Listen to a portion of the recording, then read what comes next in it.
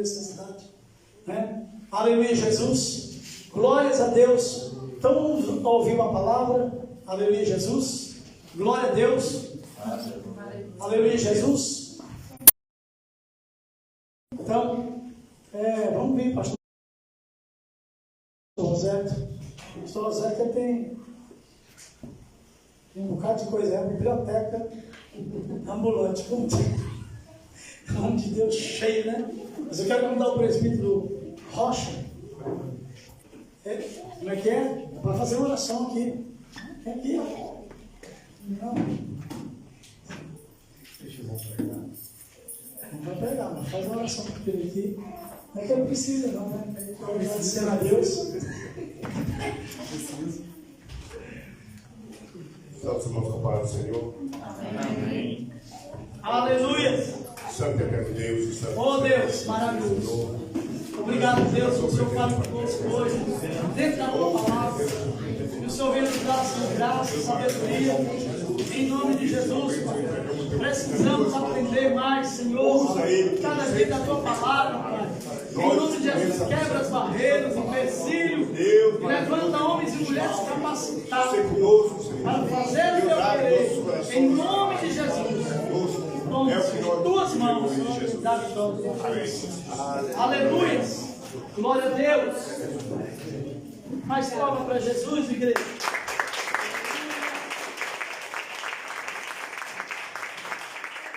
Glória a Deus. A paz do Senhor, igreja. Amém. Podemos assentar. Bendito seja o nome do Senhor. Meus irmãos, abramos a Bíblia. Carta aos Hebreus, capítulo 9. Carta aos Hebreus, capítulo de número 9. Tem filho pequeno, fica assim tudo amassado, cheio de biscoito. É assim mesmo. Carta aos Hebreus, capítulo 9, verso 18, verso 11, melhor dizendo, até o versículo 15. Glória a Deus. Uma carta, uma epístola geral aos Hebreus, capítulo de número 9, verso 11. Glória a Deus. Bendito seja o nome do Senhor. Aleluia. Vamos ler juntos, do versículo 11 até o verso 15. Eu vou conferir até 3, e toda a igreja lerá junto. Nós estamos aqui no Belão, é isso? Vamos ler juntos. 1, 2, 3. Mas vindo Cristo, o sumo sacerdote dos bens futuros, por um maior e mais perfeito tabernáculo, não feito por mãos, isto é, não desta criação. 12. Nem por sangue de porcos e bezerros, mas por seu próprio sangue, entrou uma vez no santuário, havendo efetuado uma eterna redenção. 13. Vamos aguardar ali. Cadê o 13? Porque se o sangue dos touros e bodes e a cinza de uma novilha esparzida sobre os imundos os santificam quanto à purificação da carne. 14. Quanto mais o sangue de Cristo, que pelo Espírito Eterno se ofereceu a si mesmo, imaculado a Deus, purificará a vossa consciência das obras mortas. Para servir ao Deus vivo é uma pergunta. Agora vamos ler o versículo de número 22. O versículo de número 22. Já está lá na tela? 1, 2, 3. E quase todas as coisas, segundo a lei, se purificam com sangue, e sem derramamento de sangue não há remissão. Amém. Podemos sentar, os irmãos ficarem em pé, glória a Deus. Meus irmãos, o culto está todo envolto nisso. Não tem outra mensagem para pregar. A mensagem já está sendo pregada desde os primeiros hinos que está sendo louvado aqui. Meus irmãos, a palavra de Deus, todos nós sabemos que a revelação, ela sempre vai progredir, ela nunca vai regredir. Quando Deus deu a Moisés, no Monte Sinai, a visão do tabernáculo, o que era o tabernáculo? Existia a tenda da revelação, que era, como se pode dizer, uma cabana, vamos usar uma linguagem mais simples, uma cabana que tinha duas repartições. Uma delas era chamada Santo Lugar e outra Santo dos Santos, ok? E fora desta cabana existia uma localidade chamada Átrio. E em toda esta região era cercada, tinha uma cerca que cercava. E tinha 3 caminhos que conduziam ao mistério. Tinha 3 caminhos que conduziam ao tabernáculo. Esses poderiam pôr as mãos em alguma peça do tabernáculo. Eram 3 famílias da família de Levi, da tribo de Levi, ok? E só essas 3 famílias poderiam pôr as mãos. Nenhuma outra tribo poderia pôr as mãos na tenda, ou em qualquer, nem num prego, nem numa corda, não poderia pôr as mãos, porque a tribo de Levi foi separada por Deus para o ministério sacerdotal. Toda a questão de ministério do Novo Testamento, apóstolo, profeta, evangelista, pastor e doutor da palavra, mestre da palavra, foi tirado deste período aqui do Antigo Testamento. Então, todo o ministério que você pode imaginar, anciãos ou presbíteros, foram tirados deste período aqui. Tudo que reflete o Novo Testamento se espelha no Antigo Testamento. E é muito importante essa doutrina do tabernáculo, porque ela reflete totalmente o sacrifício de Cristo. Se você não entender sobre o tabernáculo, é perda de tempo tentar entender o sacrifício de Cristo. Porque o tabernáculo explica de uma forma simbólica, de uma forma profética, o que Cristo faria na cruz do Calvário. Por exemplo, no átrio, que era a parte de fora do tabernáculo em si, existia um altar chamado altar dos holocaustos, onde todos os dias se queimava um animal por completo, ok?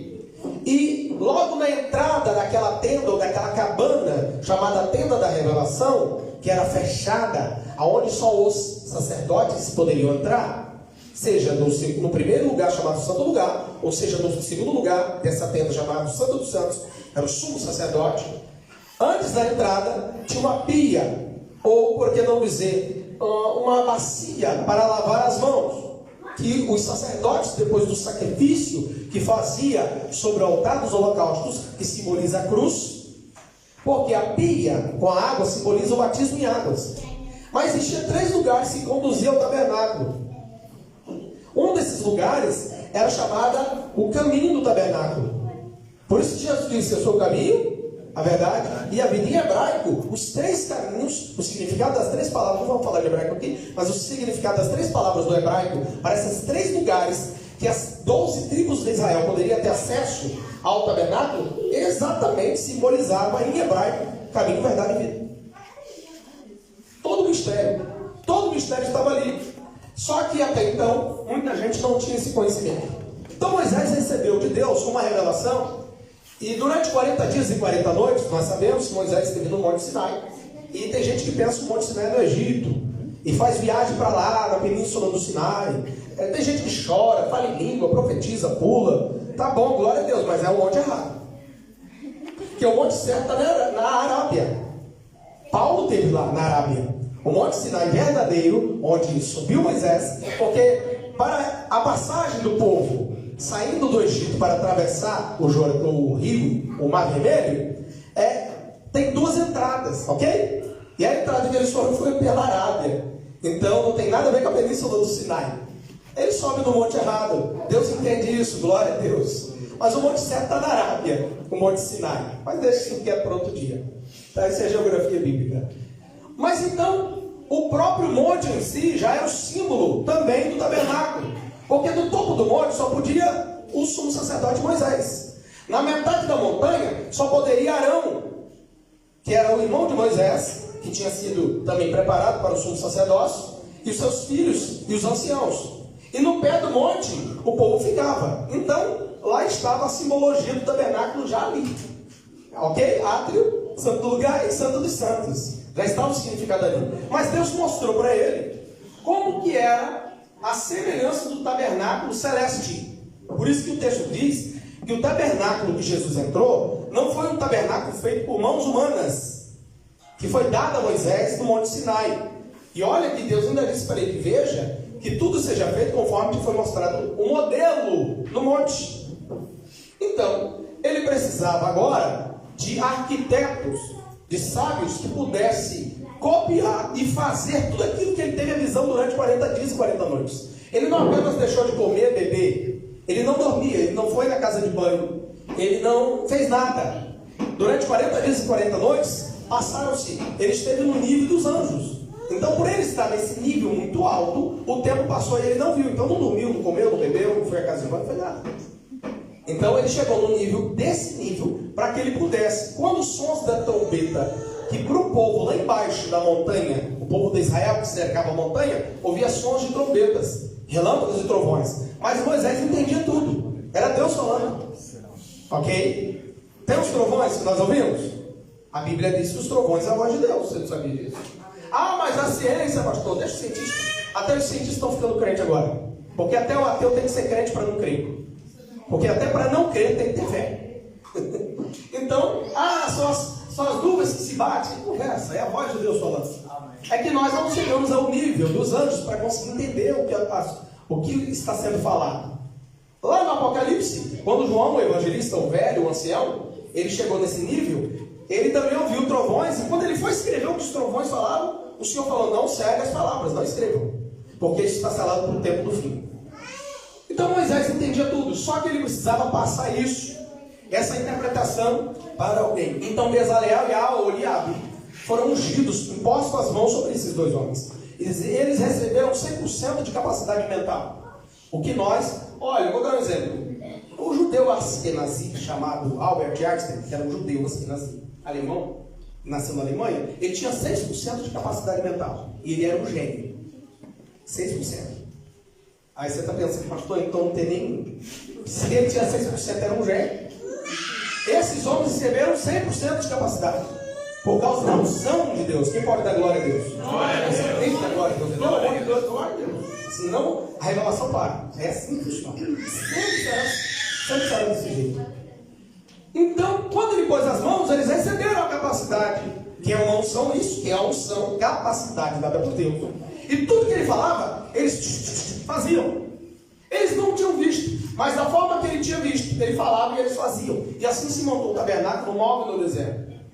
Só que o texto aqui de Hebreus está falando no capítulo de número 9, a partir do versículo 11, está falando agora de não um tabernáculo feito nas mãos de homens como Bezaleel e Aholiabe, e não carregado por mãos de homens, ok? Ele está falando do verdadeiro tabernáculo. Porque esse tabernáculo de Moisés era somente uma sombra dos bens futuros. Era somente uma sombra da verdadeira imagem. Que inclusive no início da carta da Epístola Geral aos Hebreus, fala que Cristo é a imagem exata do Deus verdadeiro. Olha o que o texto diz. Que Cristo Jesus é a imagem exata, clara, perfeita do Deus único e verdadeiro. E Paulo escrevendo aos Colossenses, aos Colossos, a igreja aos Colossenses diz que nele habita plenamente, completamente, toda a plenitude da divindade.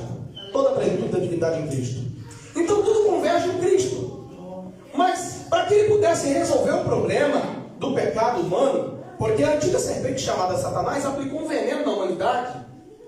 Adão, que significa humanidade, que é o patriarca de todos, em Eva, que é a matriarca, aplicou um veneno, e esse veneno é pecado, é o pecado. E o único antídoto deveria ser sangue. Pela primeira vez na terra, um sangue foi derramado de um animal, que o próprio Deus fez um sacrifício inicial, porque existem dois textos da Bíblia. O cordeiro que foi morto antes da fundação do mundo, e o cordeiro que foi morto desde a fundação do mundo. É diferente. O morto antes da fundação do mundo é Cristo. Ok? Antes da fundação do mundo, no coração de Deus, nos pensamentos de Deus, o verbo, que na verdade no céu o nome dele não é Jesus, o nome dele é verbo. Por isso que no Evangelho segundo João, capítulo 1, diz, e o verbo, no princípio, era o verbo. Gênesis capítulo 1, verso 1 também fala, no princípio criou Deus a terra. A palavra princípio em hebraico de Gênesis 1 e 1 é a mesma no grego de João 1 e 1. É o mesmo significado, é o mesmo princípio. E esse verbo de lá é o mesmo verbo daqui. O que criou lá é o mesmo que criou aqui. Ok? No capítulo 1. Então ele precisava agora resolver o problema e trazer um antídoto para que pudesse curar a humanidade desse veneno que é o pecado. Que a Bíblia diz que foi entranhado no DNA humano e no RNA mensageiro. Eu estou usando a biologia um pouquinho. Isso passa de geração em geração, porque a Bíblia diz que toda descendência agora, todos pecaram e destituídos estavam da glória de Deus, disse Paulo, escrevendo no Novo Testamento. Então agora todos estavam contaminados com o veneno do pecado. E é por isso que o texto diz que, mas vindo Cristo, por que Cristo teve que vir? Porque todo o sacerdócio do Antigo Testamento, que culminou em Cristo, que terminou no último sacerdote, quem não se lembra da história dos evangelhos, os evangelhos sinóticos ou repetitivos, que é Mateus, Marcos e Lucas, João não é repetitivo, mas os três são. Eles repetem histórias reais que aconteceram em suas visões diferentes, mas são as mesmas histórias. João já apresenta Cristo como o próprio Deus encarnado. Os três evangelhos apresentam para cada povo em diferença.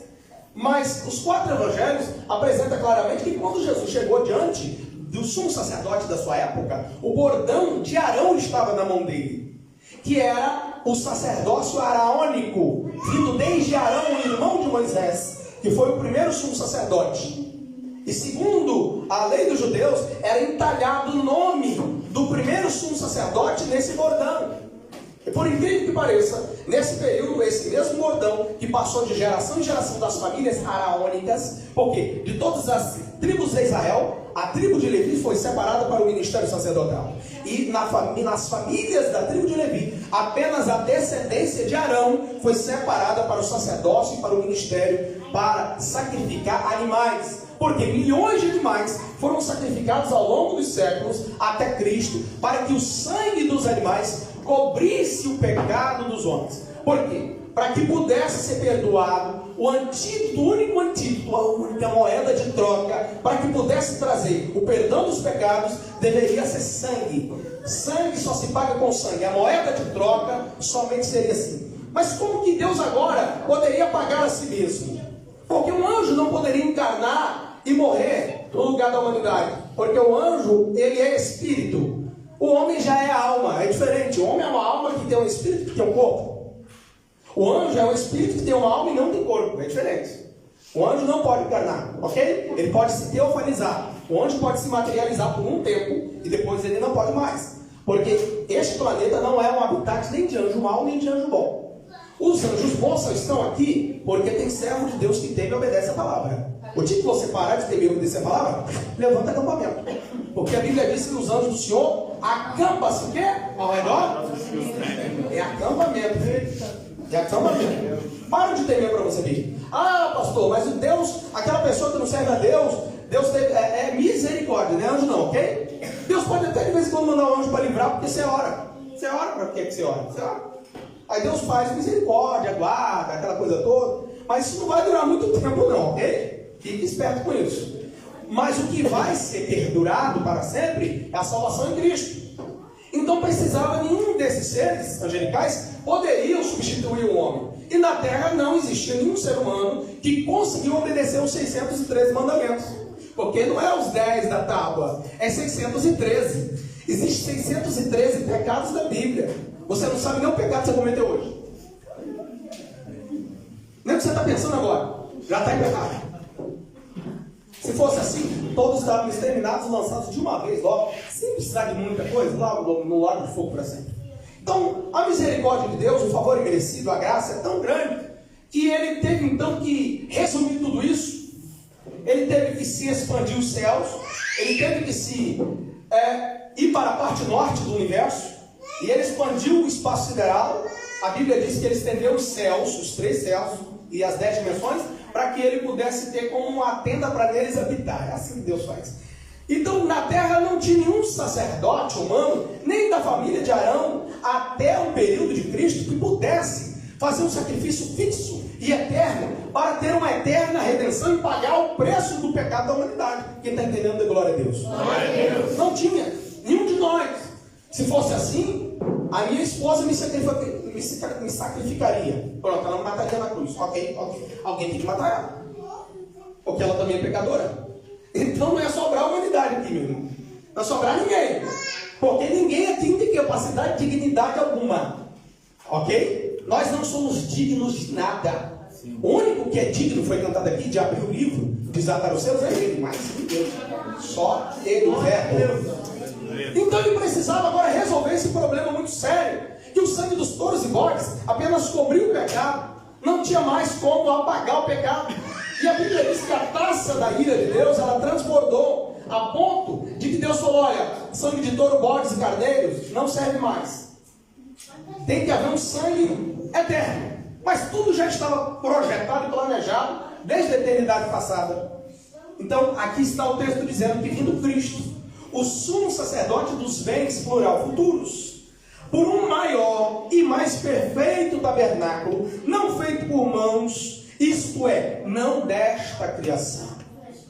Então agora, aquele tabernáculo terrestre, que tinha 3 caminhos que o conduzia às famílias que poderiam levar todos os dias o sacrifício de holocausto, que poderia fazer sacrifício de animais para apenas cobrir os seus pecados, agora não tinha mais condições, porque é como se uma linguagem humana já estava saturado, a ponto de que Deus, por um período antes, ele teve que destruir o planeta com água.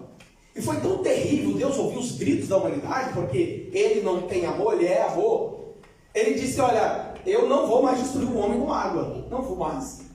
E a Bíblia diz que ele colocou o arco celeste, não tem nada de arco-íris, para com essa história. Não existe arco-íris, é arco celeste o nome, ok? Arco celeste, íris é uma divindade egípcia, tá? Inclusive, toda vez que há uma hecatombe nesse planeta, toda vez que há um problema grave no planeta, sempre é por causa de imoralidade sexual. Pode observar. E qual é o símbolo que simboliza hoje a imoralidade sexual de um órgão organizado no mundo inteiro? O arco-íris. Porque eles acham assim, ó, Deus falou que não vai mais destruir a terra, então vamos pintar e bordar. E ainda para abusar de Deus, vamos botar como símbolo o arco dele. Pode botar o arco se quiser. Aquele arco não é de Deus. O arco é celeste. E a Bíblia diz que Deus colocou um arco celeste na terra, após as chuvas, e ainda colocou um arco celeste, está na Bíblia, diante do seu trono. Sabe para quê? Como um memorial. Você vai chegar no céu, e lá no céu, diante do trono do Senhor, existe um arco celeste. Está na Bíblia isso, gente. Vocês já leram? Está na Bíblia. Tem um arco celeste diante do trono dele. Toda vez que ele olha para aquele arco celeste, a vontade dele é acabar com a terra com água. Ele diz: eu não posso. Porque ele não pode voltar a sua palavra atrás. E a memória de Deus é imperceptível. Então ele colocou esses símbolos, são símbolos de Deus. Então agora Cristo precisava vir para substituir. Então quando Cristo chegou diante do sumo sacerdote, o sumo sacerdote bateu aquele bordão, que era o bordão araônico dos sacerdotes do Antigo Testamento, do Antigo Tabernáculo, da Antiga Lei, que não tinha como perdoar pecados e apagar os pecados. Havia uma lei no sacerdócio que o dia que o sumo sacerdote rasgasse as suas vestes, ele estava passando o seu sacerdócio para aquele que estivesse diante dele. Glória a Deus. Está escrito, gente. E foi o que ele fez. Foi o que ele fez. Já estava tudo no planejamento. E por incrível que pareça, Jesus era da tribo de quê? De quem? De Judá. Né? Não foi cantado o leão da tribo de Judá? Ele era da tribo de Judá. Como é que agora, da tribo de Levi, o sacerdócio passou para a tribo de Judá? Porque sempre o louvor nunca foi da tribo de Levi, sabia? Foi da tribo de Judá. A gente fala os levitas. Não, você não vai encontrar a tribo de Judá que trazia o louvor. Ok? Era a tribo de Judá. E agora, já estava prometido que isso deveria acontecer. E quando ele bate o bordão e rasga as vestes, imediatamente o sacerdócio é passado para a tribo de Judá, para Cristo. E aí que o texto se cumpriu oficialmente, que estava profetizado no Antigo Testamento. Mas vindo Cristo, o sumo sacerdote dos bens futuros. Por quê? Os bens que existiam, os benefícios que existiam na antiga lei, eram transitórios ou passageiros. Não eram permanentes. Já o sacerdócio de Cristo é eterno. Olha o que o texto diz no verso de número 15. Olha o verso 15. E por isso, Cristo, é mediador de um novo testamento, para que, intervindo a morte para a remissão das transgressões que havia debaixo do primeiro testamento, que era o Antigo Testamento, ou o Velho Testamento, como nós chamamos, a nossa Bíblia é dividida em Antigo e Novo Testamento, Velho e Novo Testamento. Eu costumo chamar de primeira lei e segunda lei. Então, olha como que o texto é claro em dizer que estava debaixo do primeiro testamento, estava debaixo, não estava apagado. Os pecados da humanidade não estavam apagados, deletados, estavam debaixo de sangue de touros e bodes e carneiros. Então a Bíblia diz que agora, para que os chamados nesse Novo Testamento recebesse a promessa da herança eterna, que é a salvação. E então, o que agora, depois da morte de Cristo, é porque a Bíblia diz que Deus, no momento que Cristo, ele expirou e entregou, porque a Bíblia diz que ele não morreu, diz que ele entregou o seu espírito. É bem diferente. Ele não poderia morrer porque ele era inocente. A morte não poderia matá-lo. Ele que se entregou. Ele que não tinha pecado, a morte não poderia ter acesso a ele. O diabo sabia disso. Porque a Bíblia diz que a chave da morte, do inferno, estava na mão de Satanás. E ele não poderia matar um inocente. Essa lei existia, o diabo sabia disso desde a fundação do mundo, quando Adão e Eva pecaram, e foi prometido ao diabo que da semente daquela mulher que ele derrubou, não seria a semente, não é as sementes, que esmagaria a cabeça de Satanás, simbolizado na serpente espiritual. Então ele sabia que aquele era o único homem, porque havia nuances durante o ministério de Cristo, 33 anos e meio, e havia nuances, porque um momento ele falava que era o Pai. Olha, tudo eu devo ao Pai. Tinha momentos que ele encarnava a sua divindade. Mas quando ele morre na cruz, e o diabo vê que ele cometeu um dos maiores erros que já poderia cometer durante toda a eternidade. Porque tem gente por aí, pregador, que dizia, principalmente os pentecostais, que houve festa no inferno quando Jesus morreu. Não foi tristeza, fiz festa. Inferno é lugar de festa onde? Na Bíblia isso? Onde? Nunca. Foi a pior coisa que aconteceu, porque o inocente morreu por toda a humanidade, e agora o próprio Deus encarnado resolveu entregar a própria vida humana. Mas nós não sabemos o que aconteceu nesse período, dessas horas. Mas Paulo fala o que aconteceu em Filipenses. Ele deu uma coça no mundo espiritual. A Bíblia diz que ele despojou os principados e potestades. Ele tirou, a Bíblia diz que nesse período ele arrebentou, vou usar uma linguagem bem brasileira, bem capixaba, tá? Que eu sou do Espírito Santo lá do Brasil, entendeu? Bem capixaba, não sou uma vez, tem raiz potente lá do lado do Ceará, mas bem capixaba, ele arrebentou no mundo espiritual, porque ele que deveria. E naquele período foi que o texto de Apocalipse capítulo 1 se cumpriu, que ele tomou as chaves da morte do inferno. Foi nesse período. Mas interessante que Deus falou, esconde isso em trevas, não deixa ninguém ver. Não deixa ninguém enxergar isso. Ninguém vai ver, porque parece até que tudo acabou por ali. Mas no mundo espiritual parece que eu vejo, né, o corpo humano de Cristo ficando na cruz, e ele saindo assim. Parece que eu vejo pela fé, indo ao mundo espiritual, transportando o paraíso para debaixo do trono, para a parte do terceiro céu, e tomando as chaves do inferno e da morte. Parece que eu vejo pela fé, se quiser, mas parece que eu vejo pela fé ele botando o pé na cabeça do serpente. E o diabo falou, é agora que o senhor vai esmagar a cabeça dele? É agora? Eu falar, nada, é dele. O diabo fala, é agora que o senhor vai esmagar a cabeça dele? Ele disse, não, porque está escrito que o Deus de paz esmagará a cabeça de Satanás debaixo dos pés da igreja. Olha que autoridade. Olha que autoridade. Porque a igreja é o corpo, Cristo é a cabeça. E aí, e o corpo de Cristo ainda não estava formado. Vê se você consegue chegar na minha mente, vê se você consegue me acompanhar. E o corpo, ele tem cabeça, tronco e membros. E o corpo ainda estava em formação. Você não sabe que Cristo precisa de você para pisar a cabeça de Satanás? Eu não sei quem é pé aqui, eu não sei quem é dedo, não sei quem é mão, quem é braço. Mas nós somos membros de um corpo, que é a igreja. Você não é igreja, você é membro. Juntos são o corpo. Nós juntos somos o corpo. Eu não sei quem é pé, mas só sei que toda a igreja pisará para sempre a cabeça de Satanás. E aí agora, o sangue de Cristo que foi vertido no Calvário, eu termino a mensagem, é um resumo do plano de salvação, isso que eu estou falando. É um resumo do plano de salvação. É isso que tinha que acontecer. Quando o sangue de Cristo toca na terra, falei nada está aqui. Quando o sangue de Cristo toca na terra, precisava isso acontecer. Porque pela primeira vez o sangue de Abel caiu na terra antes do sangue do animal que Deus sacrificou, que foi o cordeiro, que foi morto desde a fundação do mundo, e Deus pegou a pele do animal e cobriu a nudez humana de Adão e Eva, porque depois do pecado eles viram que estavam nus, porque eles tinham vestes de luz, vestes espiritual, antes da queda, antes do pecado. Porque o ser humano foi criado com a potencialidade da imortalidade e da eternidade. Foi criado mortal, mas com potencial de eternidade e mortalidade. Porque até aquele período, Adão e Eva comia do fruto da árvore da vida. Você não sabia disso não, né? Isso que dava vida eterna para eles. Ninguém sabe aqui, nenhum teólogo, nenhum doutor de Bíblia sabe dizer, nenhum crente sabe dizer quanto tempo foi desde a criação de Adão até a queda. Você não sabe. Se passou 2.000, 3.000 anos, você não sabe. Porque foi antes do pecado. E antes do pecado não tem data, não tem contagem. Porque a Bíblia diz que a morte só entrou no mundo por causa do pecado. Não tinha morte no mundo. O homem pecou, a morte entrou.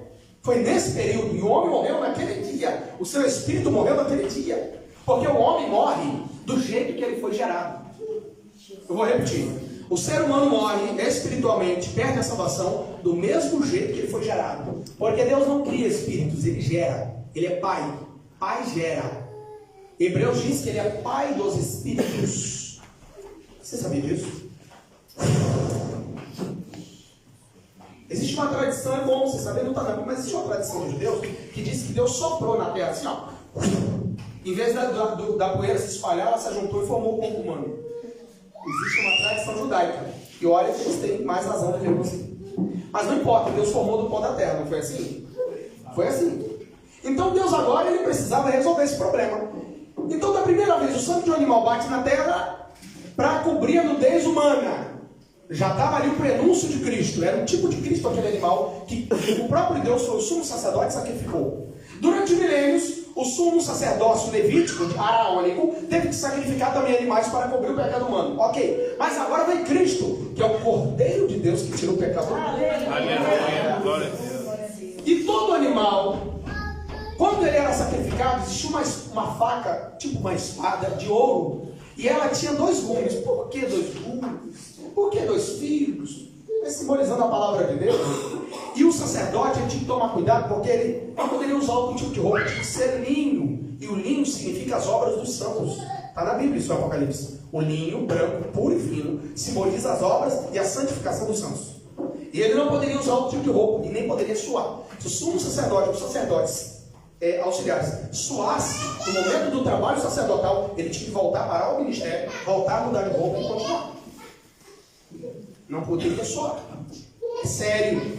A obra de Deus é feita corretamente, com seriedade. Ele não poderia. E quando ele passava a degola, que era o carete, que era o corte do animal, para o sacrifício, ele tinha que fazer um corte não indo, mas vindo. E tinha que ter experiência para isso, porque tem sacerdote, tem pastor que não tem experiência na hora do sacrifício. Não tem. Ele tinha que fazer de tal forma que não manchasse, não é que suja, mas que não manchasse as suas vestes. Porque se manchasse, ele tinha que voltar e trocar e fazer outro sacrifício. E Deus não aceita de qualquer maneira. Para Deus se manifestar a sua Shekinah em cima da tampa do propiciatório, que era a Arca da Aliança, na segunda parte do tabernáculo, que era o Santíssimo Lugar, ok? Que o Senhor falou do tabernáculo lá dentro da revelação, tinha que ser perfeito. Então Cristo também deveria ser sacrificado do mesmo jeito. E o animal não poderia morrer sem ar, sufocado, porque Deus não aceita sacrifício sufocado, inclusive seus cultos, viu? Se você faz algum culto, ora, nossa, estou fazendo a obra de Deus, nossa, então vai descansar. Vai descansar, vai descansar, vai descansar. Nunca faça nada para Deus sufocado. Ai, que coisa, para. Dá uma inspiração, depois volta a fazer, porque o ministério não pode ser sufocado. Porque Deus não aceita esse tipo de coisa. Para ele tem que ser tranquilo, singeleza, perfeito. Porque para ele se manifestar é assim. Para o seu Espírito Santo se manifestar tem que ter unidade, tem que ter amor, imagina.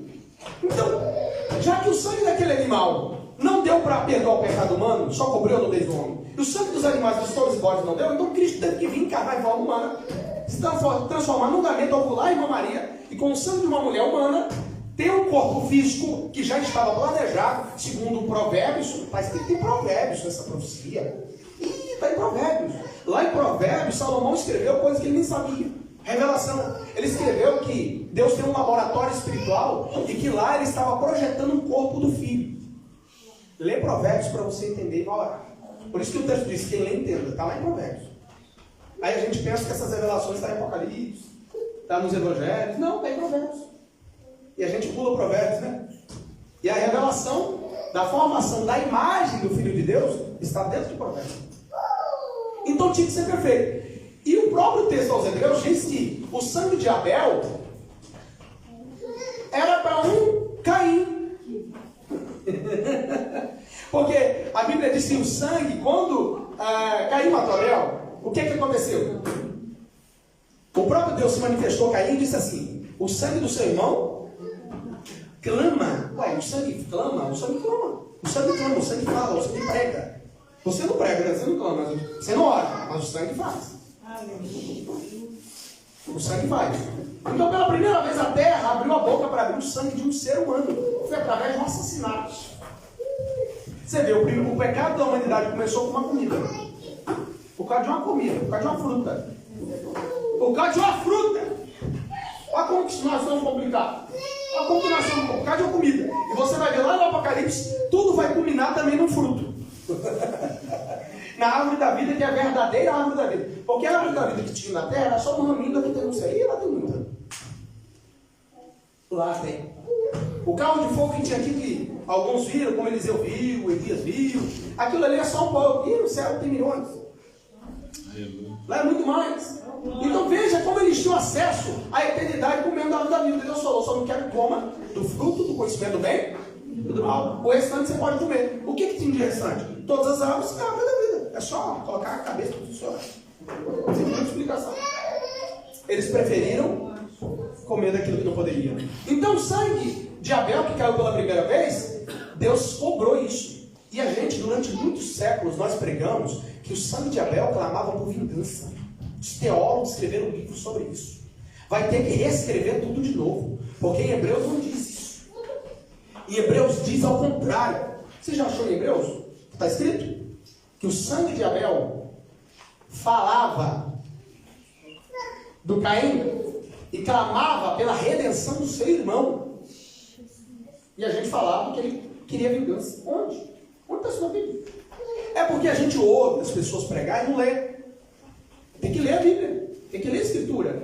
Aí o mesmo texto diz: mas agora, o seu sacerdote Cristo, o sangue de Cristo fala muito mais do que o de Abel. Isso quer dizer que o sangue de Abel falava pela redenção de um Caim. E o sangue de Cristo fala pela redenção de todos os Caíns que estão aqui dentro. Nós somos todos Caíns. E o sangue de Cristo, então, agora tinha que ser derramado. Então, quando o sangue de Cristo bate na terra, toca a terra, acontece o que a Bíblia diz da remissão dos pecados da humanidade, de uma vez só. Então, através do sacrifício de Cristo. E agora, Jesus precisava levar esse sacrifício, esse sangue, até o santo dos santos, no verdadeiro tabernáculo que está no céu. Porque o tabernáculo que Moisés fez na terra era uma sombra, não era o verdadeiro. O verdadeiro tabernáculo está no céu.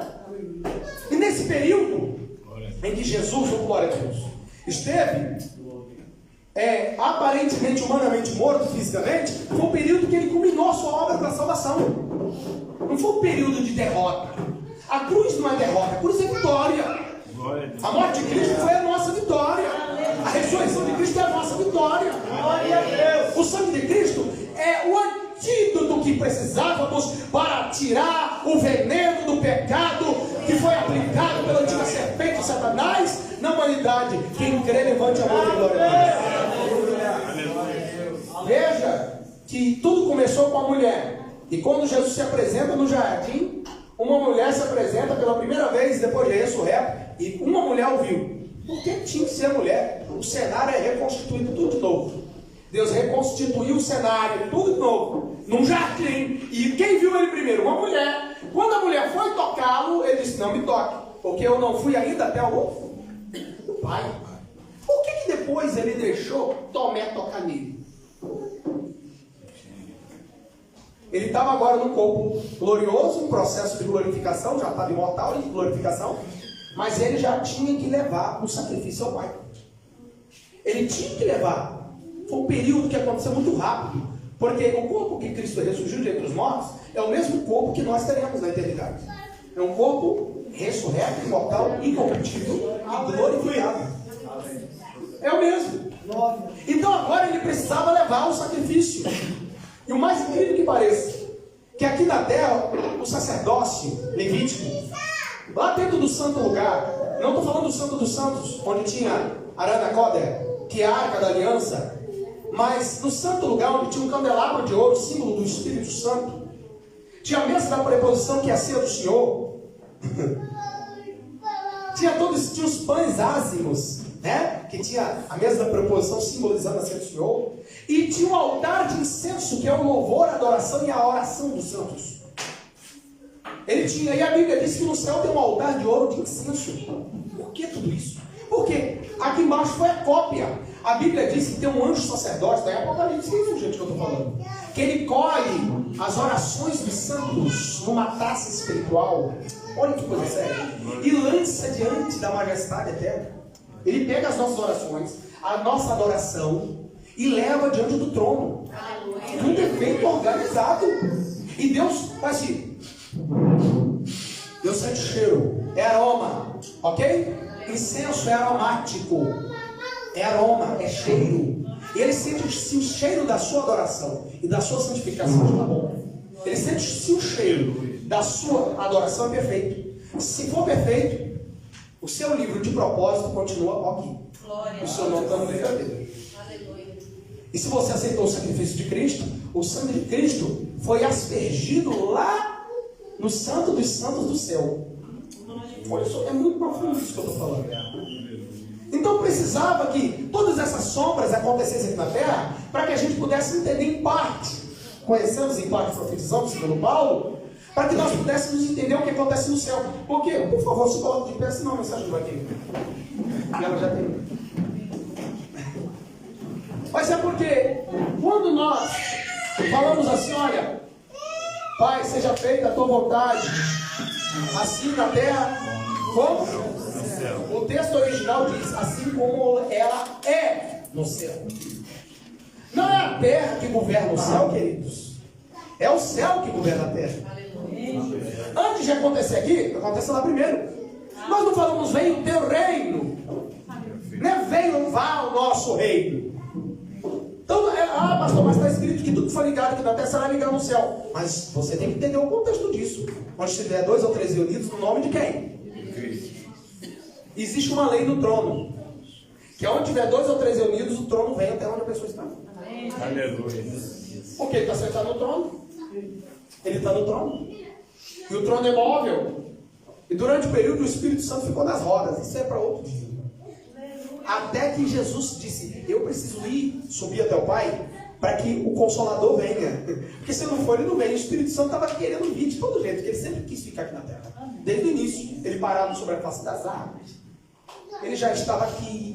Aí ele teve que só vir usar os profetas, sacerdotes, e voltava. Aí Deus falou nas línguas, no período da Torre de Babel, no período do dilúvio, no período da destruição de Sodoma, Gomorra, Admar e Zeboim, só não destruiu Zoar, porque Ló fugiu para ela, mas as 4 cidades da planície foram aniquiladas por um hecatombe nuclear que Deus mostrou e matou todas aquelas pessoas. E Deus falou, meu espírito não ficará mais para sempre com o homem. E agora? Como que vai mudar essa lei? Como é que vai? Aí vem Jesus e fala, olha, eu vou ao Pai, porque se eu não for, o Espírito Santo não vem. E ele virá e ficará com vocês para sempre. A Trindade teve que entrar em aliança sobre esse assunto. Porque o Pai tinha dito que ele não viria mais. Mas o sacrifício de Cristo fez o coração do Pai amolecer. Porque o Espírito Santo, ele sempre quis ficar com um ser humano. Sempre quis. Porque ele é de movimento, ele é de movimento. Tá, o pastor está falando, ele é de movimento. Você vai ficar parado e ir embora. Ele é de movimento. Então o filho falou, olha, ele está movimentando as rodas. Porque está escrito, aonde o Espírito queria, as rodas iam. Está escrito. Em Ezequiel, vai lá para ler. Ele não quis nem o tronco, ele disse, não, eu fico nas rodas. O pai falou, mas você é Deus, não, eu fico nas rodas. Até o dia que, quando o Filho chegou aos céus, entregou o sacrifício em nosso lugar, o Espírito Santo veio para cá. Maravilha! E o sangue de Cristo agora é um depósito em juízo. Alguém aqui já estudou direito? Não. Quem estuda direito, existe uma linguagem jurídica chamada depósito em juízo. E precisava de um depósito em juízo. O sangue dos animais, dos touros e bodes, o sacrifício todo que foi feito no Antigo Testamento, era um depósito em juízo, que ficava lá. Quando Cristo veio, ele teve que remover o depósito em juízo que era uma promissória acusatória da humanidade de pecados, ele teve que remover, em Colossenses está escrito, ele teve que riscar a cédula e encravá-la na cruz e dizer: agora o depósito já está fora do juízo. Agora aquele que crê em mim, ainda que esteja morto, e aquele que come da minha carne, bebe do meu sangue, jamais morrerá. Vida eterna.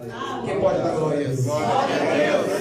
Vamos orar e agradecer a Deus pela sua pequena salvação. Vamos orar? Senhor Deus, Obrigado, Jesus. ó único e verdadeiro. Eu sei que o teu povo entendeu o que o teu Espírito falou e vem falando aí nesse povo. Obrigado, Jesus, por uma eterna redenção. Porque o Senhor redimiu os nossos pecados, Senhor. Ó Deus, o antídoto do sangue de Cristo. Ó Deus, obrigado, Senhor, pelo perdão dos nossos pecados. E se em nosso meio aqui essa noite existe um filho teu, uma filha tua, que está afastado dos teus caminhos, que esta noite, Senhor, venha se render aos teus pés, ou que nunca teve encontro com o Senhor Jesus, e ainda não recebeu esse antídoto para perdão dos seus pecados, que entendeu essa palavra, que entendeu essa mensagem, e que é o perdão dos seus pecados, que não é um preço feito, Senhor, por ouro, por prata, ou por pedras preciosas, e nem por sangue de touros e bodes ou animais do Antigo Testamento, mas pelo sangue de Cristo Jesus, o Verbo encarnado. Nós queremos te glorificar, Senhor, pela vida da igreja, pela vida dos teus filhos, e nós te agradecemos por uma tão grande salvação. Em nome de Jesus. Amém. Glória a Deus. Aleluia.